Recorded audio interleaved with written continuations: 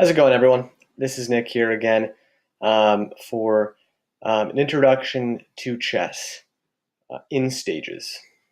So, when I was first starting out, and again, I want to preface this by saying I'm still a complete beginner, but I really enjoy kind of visualizing the game and trying to help others as well as myself by explaining certain situations.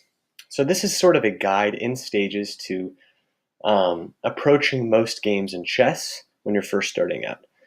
And metaphors really help me sort of visualize where I need to go into a game, how to approach attacking a king and getting a leg up on my opponent. And I had watched a few videos at the very beginning of when I started playing that really helped me sort of rationalize what I had to do. And they were typically broken up into stages of the game. I like to view chess as a battle, which is exactly what it is. And your board is the battlefield, and your pieces are the soldiers. Your king is sort of the ruler who you want to protect and keep away from assassins and things of that nature. So most battles begin by taking a central stake on the battlefield. Imagine sort of a Lord of the Rings-esque massive epic battle. You may send out a scout first to claim territory, or sort of a bold nobleman to approach the other side. That's what I like to think of stage one as, is taking that stake, making your claim on the center, where your pieces will be the most effective. I'm a D4 player. I like systems like the London system and Queen's Gambit. Queen's Gambit declined. That sort of morph into Slav situations. But for the time being, none of that really matters. I wanted to give you an idea of stage one. And again, that typically starts off with a pawn move in the center. Hyper-modern setups will sometimes, move a pawn here first and then fianchetto, claiming a stake on the center that way. Sorry, brief interruption there. As I was saying, though, some modern setups will start with atypical moves that don't focus on the center first. But for the purpose of this video, I think that we'll start out with e4, which is a really common move. It leads to some sharper lines when you really get down to it. So that's why I prefer d4. But it should work for the purpose of this video. So stage one, again, taking your stake in the center. Let's just say that black responds in suit. Now we're already entered stage two. There's only 5 stages, so this will be pretty easy. And I'm not the first one to have created videos like this, but I wanted to put my own spin on it. Stage two is backing up your resistance with their minor pieces. You're not going to leave this soldier out there all by himself, poor little guy. You really want to make sure he's supported on the battlefield. Intimidate your opponent while developing. So stage two is development, by supporting your central pawn. So something like that, bringing your horse out. Typically horses or your knights are coming out before your bishops, but it doesn't really matter. Sometimes it's a knight and then a bishop. But again, bringing these out, developing your pieces so that in the middle game, you're ahead of your opponent, ideally, right? If you're playing someone that's new to chess, that doesn't really understand these fundamental strategies, you're going to be way ahead if you just develop your pieces in a soundly manner, right? You're giving yourself central fighting odds. Your opponent might respond in suit. Let's just say he brings out his horse, or he brings out a knight on this side to defend that pawn. Fine, let's go with that for now. This is stage two. Don't start taking pieces. That's a key element to this. Unless your opponent is offering something or they've completely blundered a piece, don't go and take it. Keep that tension there, right? It's sort of you're flaunting your muscles right now. That tension's really important. Unless you're gaining something through a transaction by moving, your knight again, keep it there. Focus on developing a piece to a space that makes sense, right? Another central tactic, I'm eyeing down this pawn right here. There's some interesting strategies, right? If I move this horse here and he doesn't see it, I may be threatening a move like this, where his king will not be able to take this my horse if I move into this space, because I've got a bishop glaring down at it. And then it'll be a choice. Do I take his queen? He'll probably move his queen, and I'll run his rook. So awesome stuff if played right. But for time being, let's focus on stage 2, developing your pieces, right? So again, for this example, I'm just going to develop in a soundly manner. Now, what we could do is develop our remaining pieces, right? We've got a bishop here that needs to be activated. We've got another knight that needs to be activated. So a great move here that does a lot of things in tempo is to support our pawn with another pawn. And I'm not just making that move at random, right? I want this pawn, in the event that it becomes under attack, to be supported, right, by a fellow soldier. I'm not preventing this bishop from coming out and being active on a great square, because he's already outside the pawn chain, right? So there is a move order that makes sense in most systems. As a new player, be wary. Make sure that you have coordination with your pieces and make sure you're bringing them out in a timely manner that makes sense.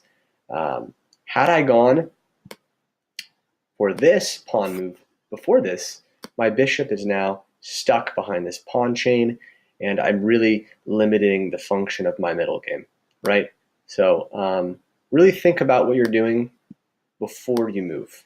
That's another piece of advice. And so let's just say he follows suit. Now I'm looking at another situation where by moving that pawn, I'm supporting, and I'm also opening up my second bishop for an attack, right? I'm now threatening my opponent's queen. My knight on f3 is keeping that barricaded from falling.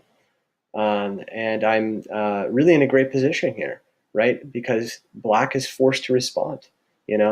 They're sometimes forced to make a pawn move like this, weakening their king side, right? Now if the king castles on this side, I've got a central bishop staring down at the king, and really making it hard for my opponent to castle. So he's going to have to start looking at maybe queenside castling. So yeah, there's that. He could also just move his knight back, but again, he's losing a tempo. So we're really gaining some strategy here. We're gaining momentum on the battlefield. Now at this point in time, I might start thinking about protecting my king, right? Everything's looking good on the battlefield. I've got a lot of things in the work. Most of my pieces are developed. What do I want to do? Do I want to keep tackling recklessly, or do I want to make sure my king is not assassinated, or is not under threat? I probably want to look at something like castling. So I will castle by hand right there, because the editor will not allow me.